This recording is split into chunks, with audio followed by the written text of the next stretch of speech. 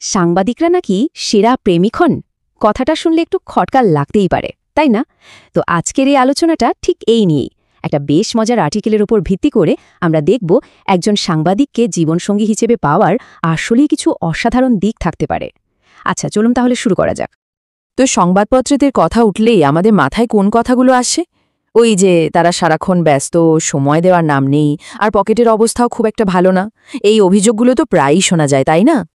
কিন্তু আসলে কি গল্পটা এতটুকুই? এই যে এত সব অভিযোগ, এর আড়ালে কি অন্য কোনো সত্যিও লুকিয়ে থাকতে পারে, এমন কিছু যা হয়তো আমরা ভেবেই দেখিনি? তো চলুন একদম প্রথম পয়েন্টটাতেই যাই, আর সেটা হলো তাদের বুদ্ধি আর কথা বলার অসাধারণ ক্ষমতা। কিভাবে তাদের কাজের এই গুণগুলো একটা সম্পর্ককে অন্য মাত্রায় নিয়ে যেতে পারে, সেটাই এখন দেখব আমরা।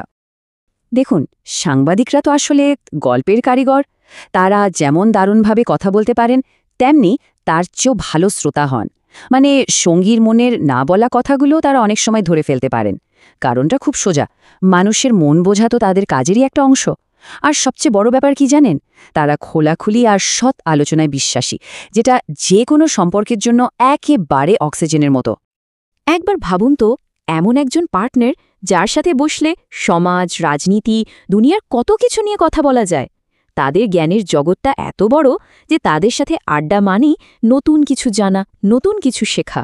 এতে কিন্তু নিজের দেখার চোখটাও অনেক খুলে যায়। আচ্ছা, এবার আসি আরেকটা ইন্টারেস্টিং দিকে। সেটা হলো তাদের প্রফেশনালিজম। কিভাবে তাদের কাজের নীতিগুলোই একটা সম্পর্কের ভিতকে অনেক শক্ত করে তোলে, বিশেষ করে বিশ্বাস আর সততার মতো ব্যাপারগুলো। এই ব্যাপারটা বেশ মজার। দেখুন, পেশাগত জীবনে তাদের যেমন গোপন সোর্সকে রক্ষা করতে হয়, ঠিক সেই বিশ্বস্ততাটাই তারা সম্পর্কেও নিয়ে আসেন।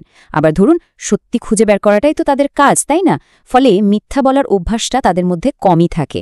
আর আরেকটা বড় গুণ হলো তারা অন্যের স্পেসকে সম্মান করতে জানেন। মানে সম্পর্কে থেকেও অহেতুক সন্দেহ বা চেপে বসার ব্যাপারটা থাকে না।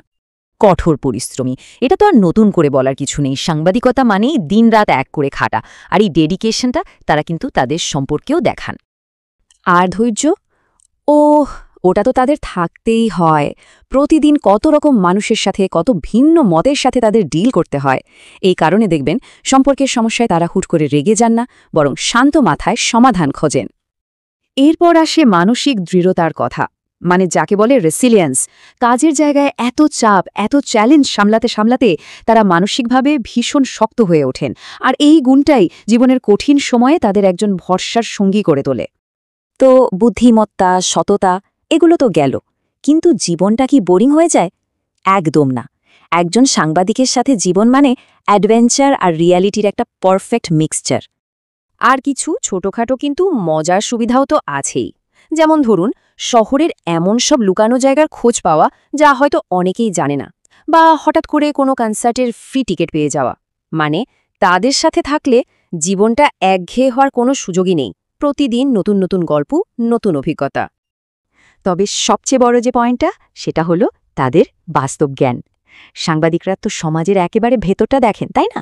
সব ধরনের মানুষের জীবনযাত্রা তাদের চোখের সামনে থাকে। এই কারণে তাদের চাওয়া পাওয়াগুলো খুব বাস্তবসম্মত হয়। তারা শুধু হাওয়ায় ভাসে স্বপ্ন দেখান না, বরং কঠিন সময়ে শক্ত করে পাশে দাঁড়াতে জানেন। তো এত সব আলোচনার পর আমরা কোথায় এসে দাঁড়ালাম? চলুন সবটা মিলিয়ে দেখি। আর একদম শুরুতে যে কথাগুলো শুনেছিলাম সেগুলোকে আবার একটু ঝালিয়ে নেওয়া যাক। হ্যাঁ, এটা একদম সত্যি কথা। ব্রেকিং নিউজের জন্য একটা জরুরি প্ল্যান বা ডেট বাতিল হতেই পারে। এই অভিযোগটা একেবারে ফেলে দেওয়ার মতো না। কিন্তু এর বিনিময়ে যা পাওয়া যায় সেটা হয়তো এই ছোটখাটো ত্যাগের চেয়ে অনেক অনেক বড়। পাওয়া যায় এমন একজন জীবনসঙ্গী যার সাথে প্রতিটা দিনই যেন একটা নতুন গল্পের পাতা, যিনি তার সঙ্গীকে শুধু ভালোবাসেন না, তাকে প্রতিদিন নতুন করে জানতে চান, বুঝতে চান। তাহলে শেষ পর্যন্ত প্রশ্নটা এসে এটাই থাকে, তাই না? যে এমন একজন পার্টনার পাওয়া যিনি সব কিছুর মধ্যে একটা গল্প খুঁজে বের করেন, এমনকি প্রিয় মানুষটার মধ্যেও। এর চেয়ে বড় অ্যাডভেঞ্চার আর কি হতে পারে?